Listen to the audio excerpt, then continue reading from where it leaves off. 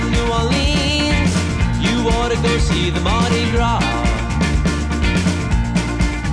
If you go to New Orleans, you ought to go see the Mardi Gras. Happy Mardi Gras, and welcome to another episode of Tales from the Parade Route. Tonight, we are joined by Miss Shan, the captain of the Krewe of Harmonia. Good evening. Good evening. So, let's start off with, I guess, the origin story of Krewe of Harmonia. How'd y'all come to be? So I have to say that Mardi Gras has been in my blood for like forever, right? So it is where you see me, like I was born the Friday before Carnival. So it is like intrinsic to me, my family, and everything of who we are and how we operate and everything else. So heard about this crew called I don't know, NYX, right? Yeah.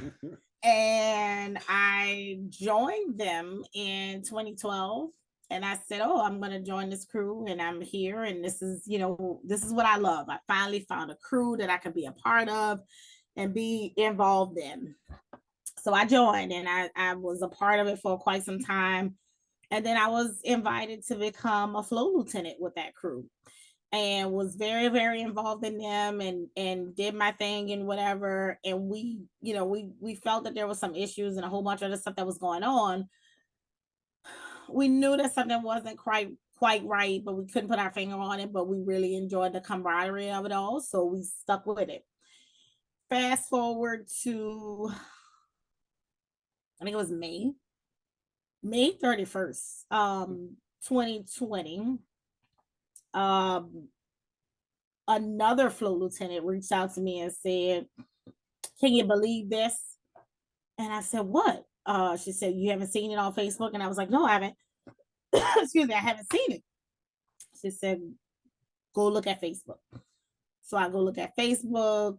I see the posts. I see all the stuff. I'm like, oh, geez. Okay. All right. It's the day before dues are due. I send a message and I say, hey, what are we need to, figure out how we're going to navigate this, like what happened, X, Y, Z. And then, of course, there was the absolute ultimate doubling down. And she doubled down on what she said. And for me, I think the intention of the picture, I'm not going to say the post, but the intention of the picture was to show some, I guess, camaraderie and show, commonalities. But the response to it was so flagrant that I was like, you know what? I can't do this. I'm not paying my money. I'm not doing it again or whatever.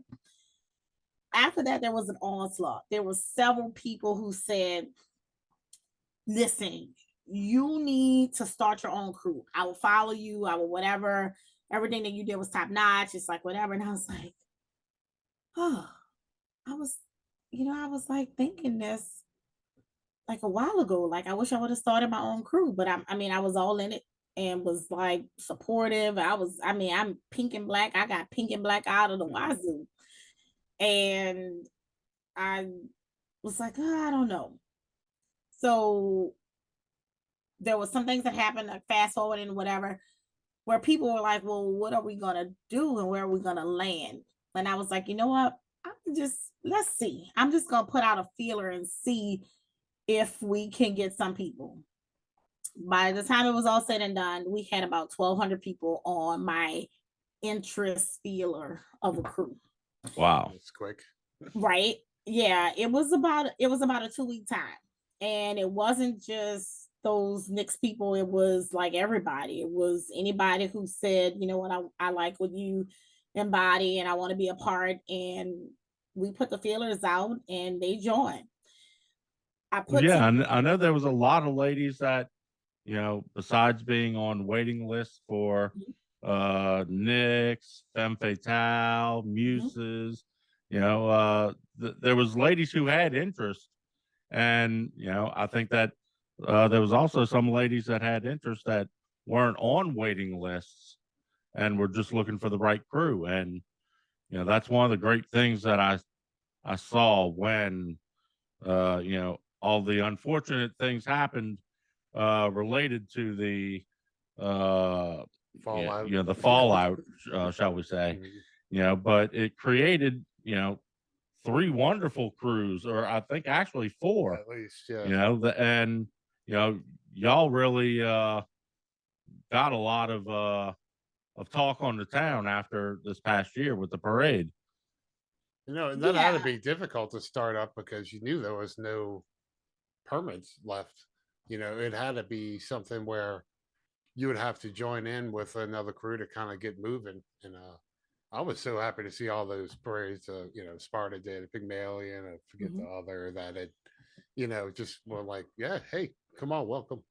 So I thought that was a real quick way of solving the issue and letting people still have their Mardi Gras, and even if it was a new direction. I mean, I think the biggest part of it is the camaraderie, right? It Right. is the sisterhood that you build. I mean, if you're a part of any crew, then it is that family, right? It is where you kind of like stake your claim to your piece of carnival. And people weren't really in a place of wanting to lose that. So I wanted to harness it. Like I wanted to harness the energy. I wanted to be a part of it. I wanted to continue to be in a leadership capacity of how I thought that carnival should be.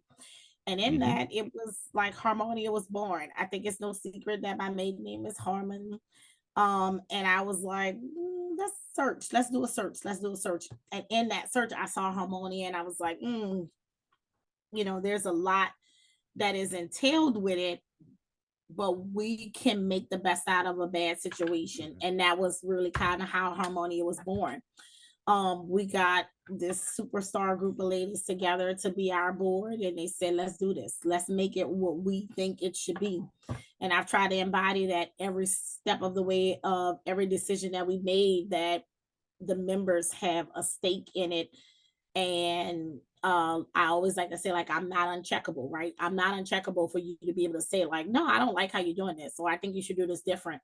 And we've been able to operate in that space, and that's what people were looking for. Like, you want to have fun with carnival, but you really want to be in a space where you have input, and that input is valued.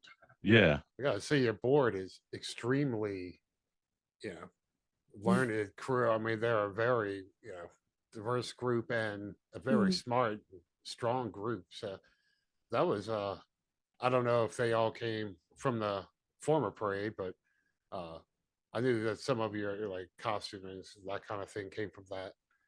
But it was that's a who's who that you got together very quickly. Yeah, everybody wanted to stay a part of some part of carnival. And it was an opportunity to get these very educated women, but also who love to have a good time. Like everybody on our board really, really loves to have a good time.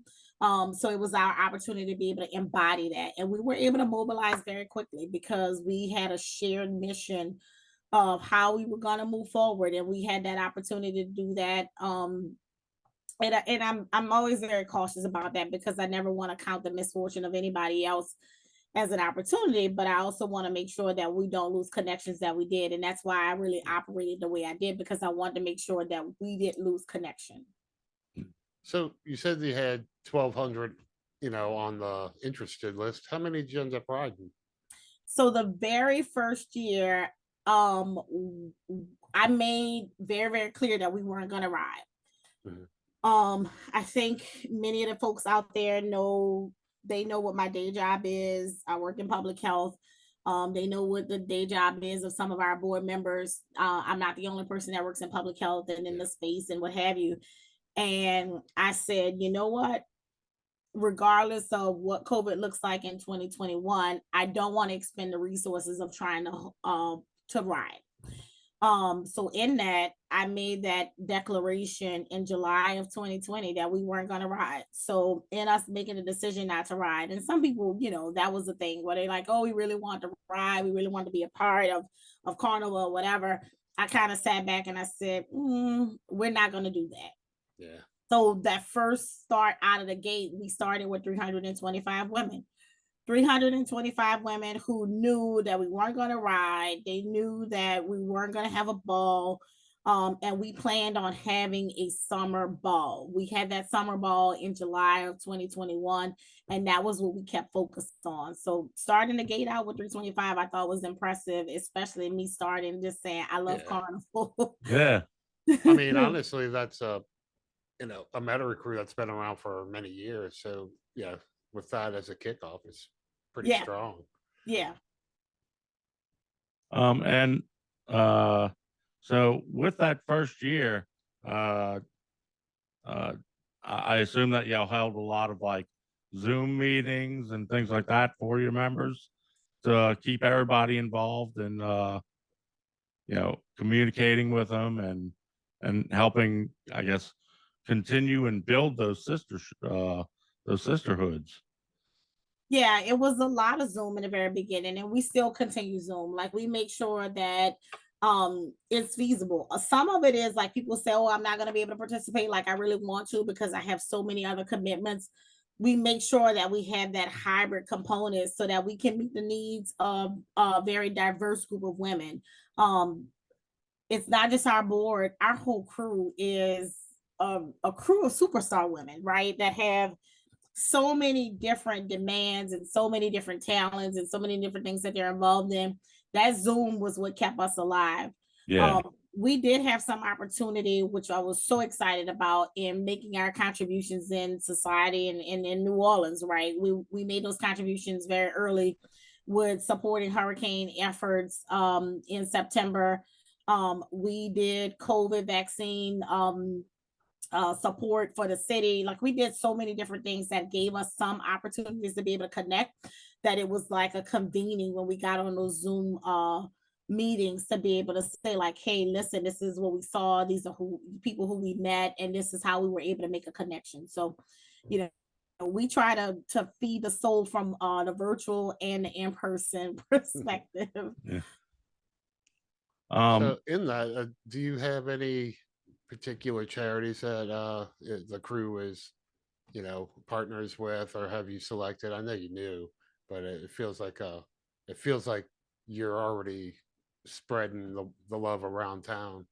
Yeah, there's a lot of stuff that we've committed to. There's not one specific charity. What we do, we embody social responsibility. And I try not to go down that path of social justice or whatever, because that's relative to a bunch of different people. And we all have our individual side that I like to make sure that we cultivate and allow us to not just think from a groupthink perspective. So we do social responsibility projects that have led us in like to support whomever it is, if it's hurricane victims, if it is Culture Aid, NOLA, like we work with them. We are working right now to get together a project with a women's shelter to support domestic violence survivors. Like there's so many different things that we like to do. But what we do is like we put it out to the members every month, like what's our project, so that way everybody has an opportunity to kind of lend their efforts to a cause that they feel very strongly about. Oh, that's awesome. Yeah. So fix what's currently broken if you can, I like that. Yep. We don't like peg ourselves in one corner. We like to make sure that we're making an impact, and making an impact is whatever is there right there at the time that we need to meet the need for. So one of the things that's been brought up is we do have some members who live in Tampa, Florida, and we want to make sure that we reach out to them and kind of support them with storm recovery stuff. So it's about social responsibility, and it's not pegged in any corner. So yeah. Well, another highly progressive thing that you guys did, which I love, is you said no plastic beads, which I think that's great. We need to do it. Nobody takes them anyway. As a rider myself, I'm over it, because you throw them, they land on the ground and get swept up. So they're fillers, right? So that was honestly like the thought. It's a filler for a package. And I personally, I laughed about it, but I use my beads as a seat. Like I always think of the package, And if you stack enough of those bead bags, then you can make a seat. That was my Yeah. seat until the end of the parade. But it was, I mean, every year, you know, it's jarring, right? Even if you say like, oh yeah, we're gonna throw them to the tourists on Canal Street. Even they are now like, oh no beads, no beads, no beads. Yeah.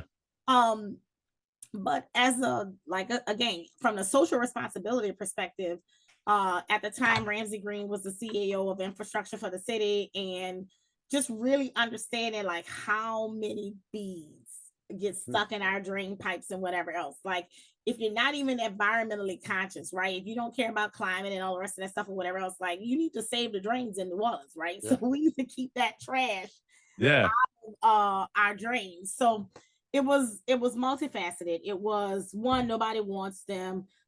Two, it is a climate perspective that we have to do our part, right? Like throwing away all this trash and mountains and tons of plastic every year.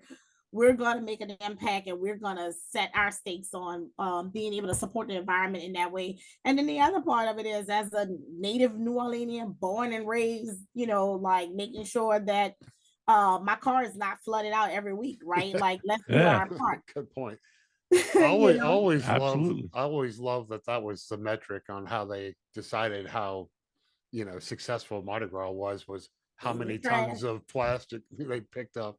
Like, that shouldn't be the metric, but I always found it hilarious, you know. Yeah, and it's always been sad, like where I used to actually catch Nicks was at a friend's house that lived on the parade route.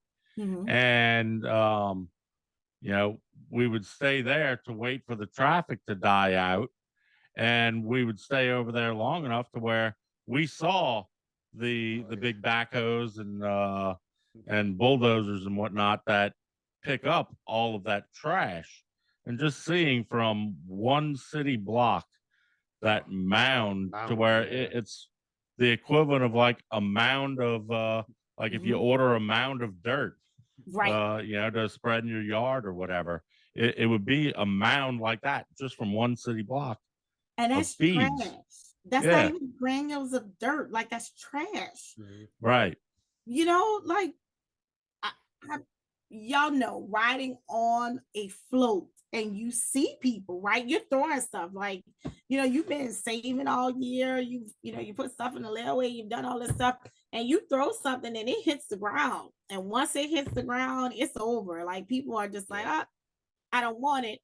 I think whatever we can do. And the greatest thing to me was when we made that decision as a very, very new crew, not even one without our own parade and own parade route and everything else.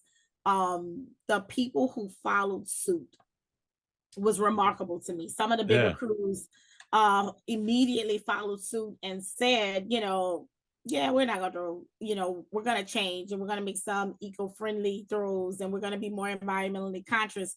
That was big for us as the Little Harmonia crew, making a decision that larger crews that had obviously a much larger history following suit on our lead. So it was a good mark. I think that there's a long way to go. We started with beads.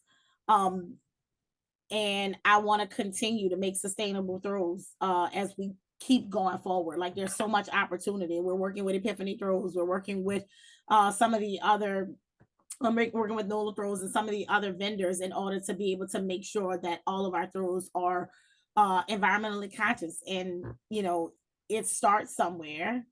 And once it starts, then, you know, of course, then now it will become the norm. Yeah, I love catching throws at a parade to where, you know, I always joke that I have a colander in my kitchen that I caught from a parade. You know, there you are having a notebook there that, you know, I'm assuming that you use for taking all your notes when you're. We throw these. I use these for work right now. Like, I mean, it's so much other stuff. Like, I'm sitting in my office right now, but there's so much stuff that we actually throw that's usable. Like, that serves a need. And here's the thing, like, this wasn't something that was a gimmick or anything for me. It's what I believe idealistically as a person. When I got married, everything that I put in my basket was something that you could use. It was a praline, it was a cookbook. It was like, it wasn't just the tinker stuff that it was, it's like, what's the point of Yeah, you? it's not a hot dogger that's sitting in your No, closet for 20 years, no, it is actually stuff that you use. And the greatest thing for me, like after my wedding, when I made the cookbook, it was people were calling me and like, oh, so what does this mean? Like, and how much Trinity you use and all this kind of stuff. Like, that's what we want. I want to do the same thing for our crew, is that everything that we throw is going to be usable things that make sense. I think you should start throwing the pralines. Yeah. Start throwing the pralines. You see me like 4 times on the route. We've talked about pralines, but we're actually working with a vendor right now on an item that we're working on throwing. So I'm looking forward to that. So more to come. Yeah, more to come. And also I wanted to mention that doubloons are highly sustainable. As 2 doubloon collectors, I have to say Yeah. that. Listen, if I can figure out how to do the Popeyes blooms again, then man, right. You'd see me 4 or 5 times on the right. My dad still cashes in the old 5-minute oil change ones to this day. Really? They haven't thrown those in 20 years. Listen, I mean, it has to make sense. I love it. It has to make sense. One of the other throws that I know that y'all were associated with was a signature throw. You want to talk a little bit about that? So our signature throw, we have a couple of things. Listen, give me 1 second. I have it. Let me show you what I have and that I'm working on. I think it's about to get musical in here. Yeah. So look, I had to step into my space. Uh-oh.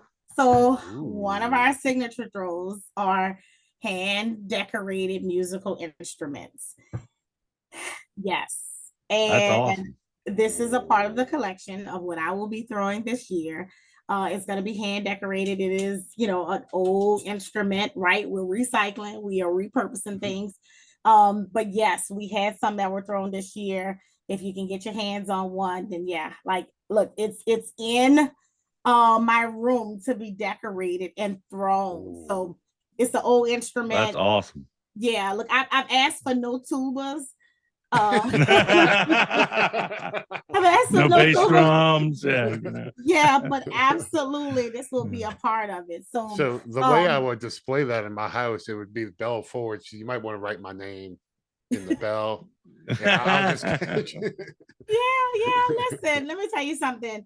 I mean, it's art, right? We want to make art. We believe everything that we do is art, and like I said, it's an old. I mean, a cornet too. That's so New Orleans. Yep, it is. It absolutely is. So, there's a lot of stuff that we want to be able to do. So it's that, it is the hand beaded necklaces and all those types of things, but the musical instruments, because we're making harmony. Yeah. So I had read that the tambourine was one of your signature throws. You're still doing that, or is I guess it's a musical instrument? We are still doing tambourines. We do have a beautiful, I don't have it with me right now, but I have a beautiful hand decorated tambourine. But we decided that we wanted to make harmony. And one of the things that we did all last year was include a band, a second line band on the floats with us. And it is probably a natural thing for us to just include the brass instruments. So tambourines, whatever makes music, it is a part of the harmony. So bring the harmony, whatever musical instruments you have. So how many years do you think it's going to take before one of the second line instruments goes into the crowd? Like, no, that wasn't a throw. Listen, I try to keep the alcohol very light with the second line band. I mean, one of your members just seeing an instrument. Oh, hey, my friend, Look, I could see it happening. I hope that I don't want our co-captain and CFO Brandy to get upset. Look, I hope our insurance can cover it, is all I can say. Yeah. So we had mentioned that y'all rode with Pygmalion this past year. How'd y'all decide to, I guess, sister up with the Pygmalion crew? So we did a lot of research. We were approached by several crews. I think they kind of had an idea of how many women were involved in our crew. So they were like very, very excited about like, oh, let's get all those members to ride with us. but we did a lot of research. I won't say all of the crews that we, met with, but we met with a few crews on figuring out what would align best with our ideals and values. And, Pygmalion kind of met the need from the perspective of understanding like where we're trying to go as a crew, and respecting our individuality of being Harmonia. That was really big for us, just because y'all know the situation in the city right now, that there are no new permits. But making sure that we maintain who we are as Harmonia was key in how we picked the crew. And I'm very, very happy to say that we have a great relationship with Pygmalion. Jack and Pam and the rest of the crew have been nothing but accommodating and nothing but nice to us. And I'm looking forward to working with them in the years until we, eventually get our own parade permit. So that's how absolutely it's always been one of my favorite parades. It's a gorgeous parade. So that doesn't hurt either. I was about to say that didn't hurt either, because some of the newer lights that Jack is installing on the floats, Residual Brothers are doing, it was very attractive for us, and being able to, honestly, they're working with us on being able to establish our identity. So nice. That was a huge part of the decision, and I really appreciated being able to build that collaboration on a solid foundation. So, yeah. Do you feel that the city would lax on the that permit moratorium at some point? I mean, this is coming from someone from who doesn't get to hear the things in those parade captain meetings. I mean, is there talk of, there's obviously, there's 3 crews that are now ready to rock, that I feel could could handle a night of their own, or a spot of their own. You know what I mean? I think all 3 of us.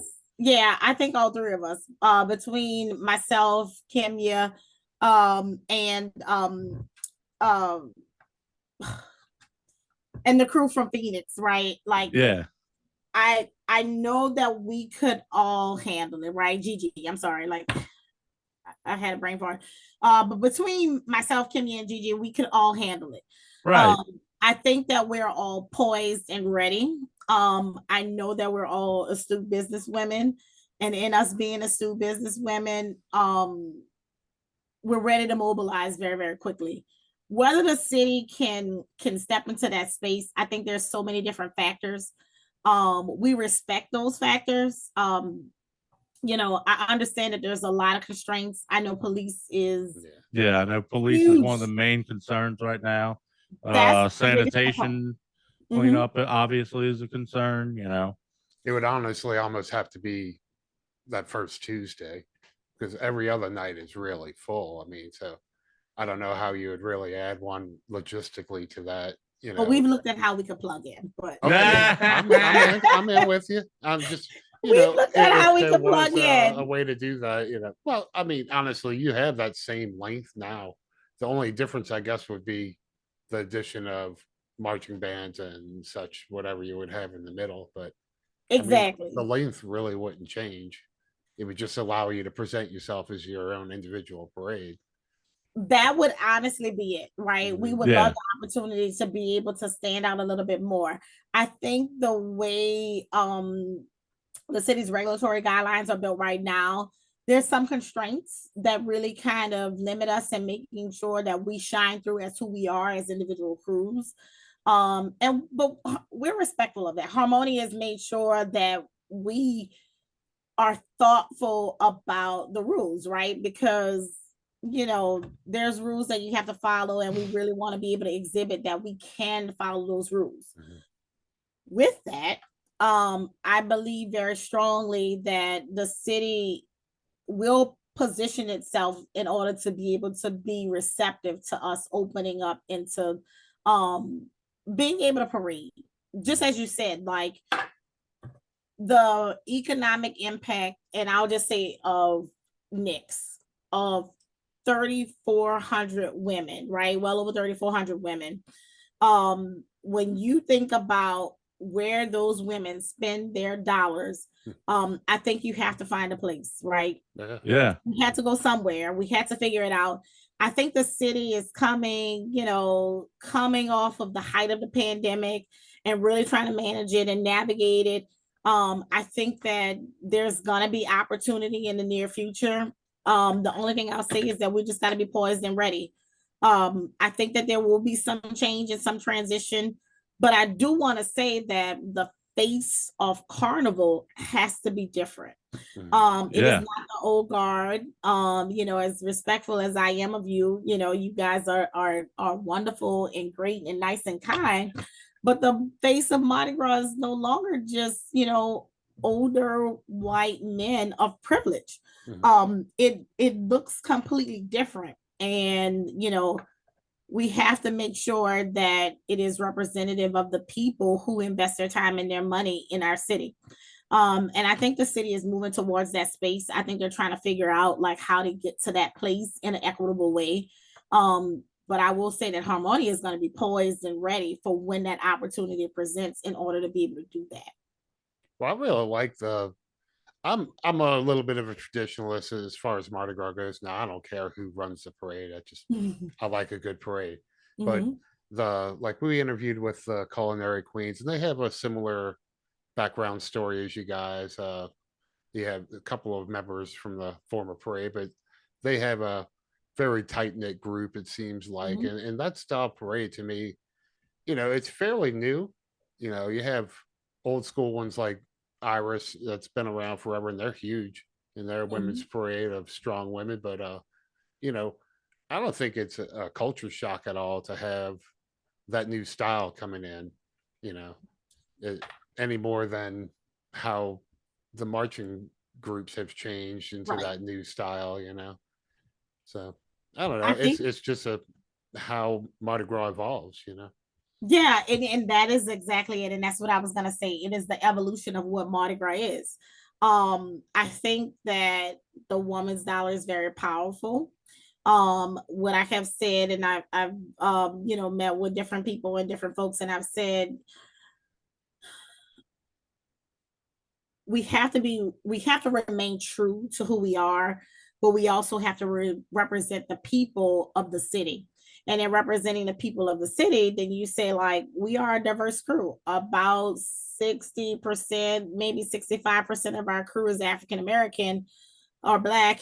And, there's a good 30% or more of white Caucasian individuals. And then the other 10% is some mix or hodgepodge of that.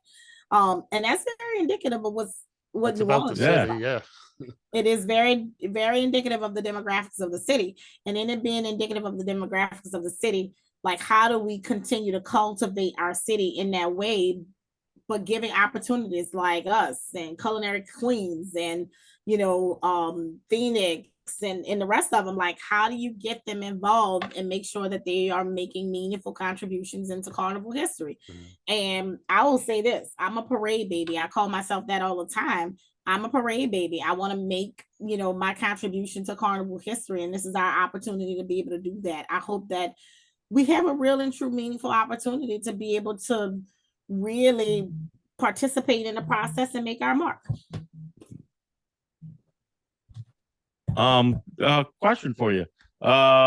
Related to the crew, how does the crew pick your royalty each year?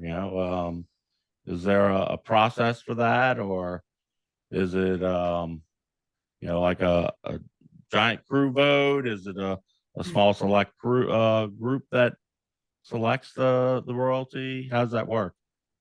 So what we try to do is make sure, almost in the words of, what is it? Is it Hugh B. Long? I think every man a king, every woman a queen. Yeah. We try to go along those lines of every woman a queen. And honestly, the threshold is low, right? Anyone in membership can be queen. You complete an agreement is what we say. It's not an application or anything. You complete an agreement. You commit to hosting your party and doing some other things and what have you. And you have that opportunity, no matter who you are in membership, to be queen that year. And we try to do it in a, a very open manner so that it's equitable, like so that there's transparency. Put your name in the hat, we pull it out, and if you are it, then that's where we go. Our queen this year, I'm very excited, is none other than Miss Sydney Dido.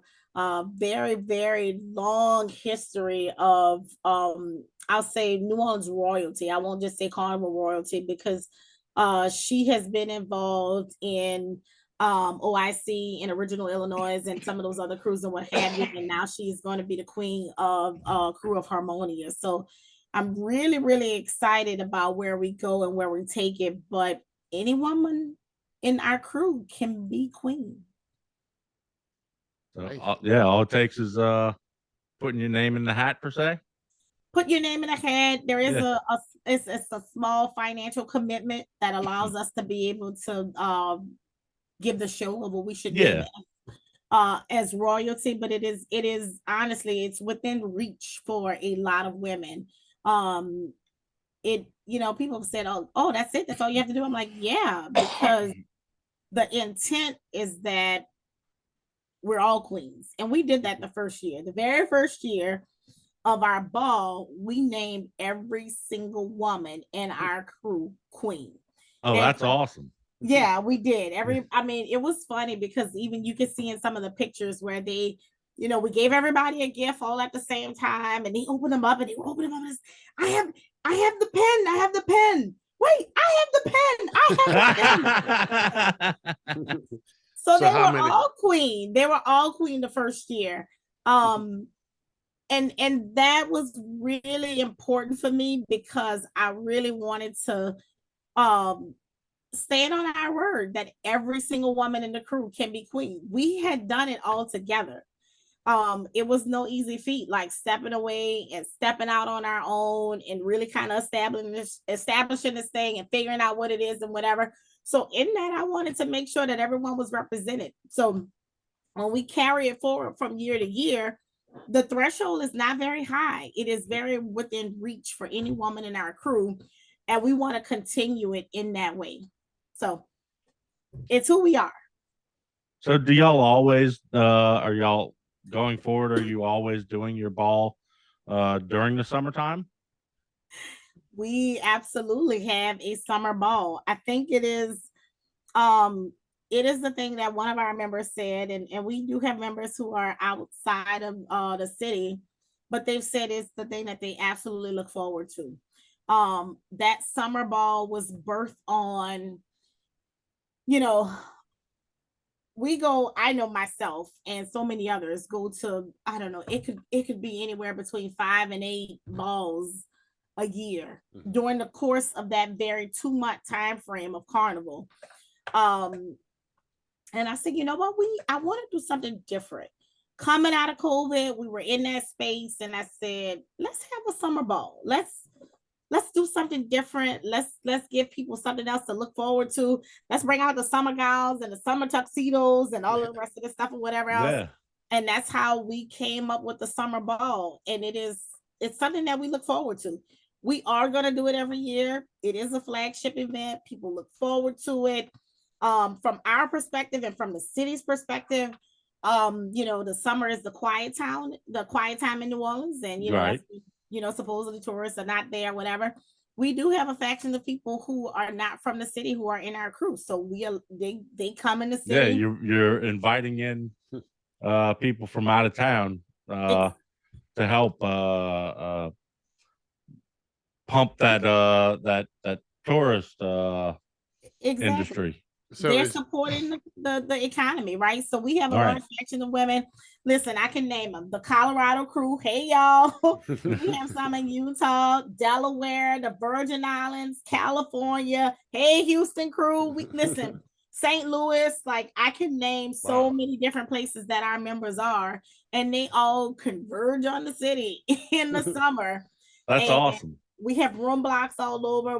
They call, we out of the room block. We need to include this. We need to do this. We need to do that. But we make a weekend of it. So that Friday is cocktails with the captain. Saturday is the ball. And then we culminate it with a big brunch on Sunday. And people look forward to it. I look forward to it. Everybody's all excited. When it's now the event that people want to okay, give me a ticket. Got to get a ticket from a member, but you can come to the ball and be a part and enjoy it. So I was going to it's ask if something that we was look forward to. open to the public, or do you have to know a member? So half So- open to the public, I suppose. We try to keep it as, within the constraints of our members because it is a member event. We don't sell tickets on the open market, but certainly if you connect with a member, you send us an email or whatever, we'll connect you so that you can come and attend our ball. Do you have any public functions? So we are having a public function. I'm very, very excited. This year we're having one on December 11th. It's going to be at the balcony. It is like a summer, it's like the holiday party of sorts, but it is going to be that full introduction of our queen, Miss Sydney Dido, this year. But I'm looking forward to it, and that will be open to the public. It's going to be Sunday, December 11th from 7 to 10 at the balcony. Nice. All right, that's awesome. I'll still be out of town. Yeah, Yeah. like 3 more days. Yeah. So at the end of the parade, I assume that y'all also join Pygmalion at their extravaganza afterwards. We absolutely do. Look, I was all in there. I remember, so we had our little clique, we had our little crew. We were having a great time. But yes, we absolutely joined the extravaganza afterwards. They look forward to it. Yeah. That's it.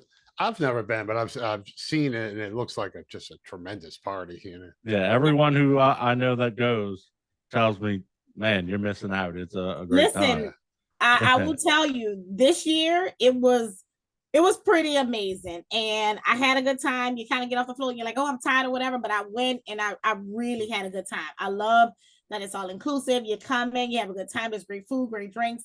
You connect with people, and you keep the party going a little bit longer. And it's on a Saturday night, so it's great. It's really great. I would say if you've never been, you need to go. Well, he and I go to everything. Like this year, we went to 54 parades. Oh, so yeah, exactly. Yeah. So come Saturday night, we're just done. And we're getting ready for Sunday. But it's kind of always been on my Mardi Gras bucket list. Is one of those. Put it on your bucket list. You have to attend the extravaganza after Pygmalion. It is great. Well, I've been wanting to ride Pygmalion for a little bit. It just hasn't worked out to do. But yeah, that's been one of the ones I've wanted to do for a while. Yeah. So, listen, gotta join it. Yeah. Where can people follow your crew online? So you can follow us on social media. We are on Instagram. We are Krewe of Harmonia on Instagram. We are Krewe of Harmonia on Facebook. If you want to reach out to us directly, you can reach us at info@kreweofharmonia.org. All right. And I know also y'all have a webpage, kreweofharmonia.org. Absolutely. We are kreweofharmonia.org. You can find information about joining the crew. You can get information about purchasing some of our swag. You can get information just on who we are, board members, the whole 9 yards. We keep we keep it updated on a regular basis, but there's a lot of information on our website. So yeah, kreweofharmonia.org. And I must say, saw your parade fees. Those are very reasonable for the packages you guys give. That looks like a great time. We try to keep it within reach. We try to keep it within reach so that we can make sure that people keep coming back year after year. And they have. They come back in spades. So I'm happy about it. Awesome. Nice. Well, I really want to thank you for joining us tonight. We've had an amazing time. And I know that, seeing y'all this year was a wonderful experience. And I look forward to seeing y'all ride for many years to come. Well, thank y'all for having me. I really appreciate it for you highlighting Harmonia. We are very excited about who we are and any opportunity we get to share about all the wonderful things that we do and all the people who are involved. I thank you for the opportunity and I appreciate it. So thanks y'all for having me. Always. Thank you very much. Thank you again. Thank y'all for tuning in. Till the next show, signing out. We'll see you on the route. All right. Happy Mardi Gras. Happy Mardi Gras.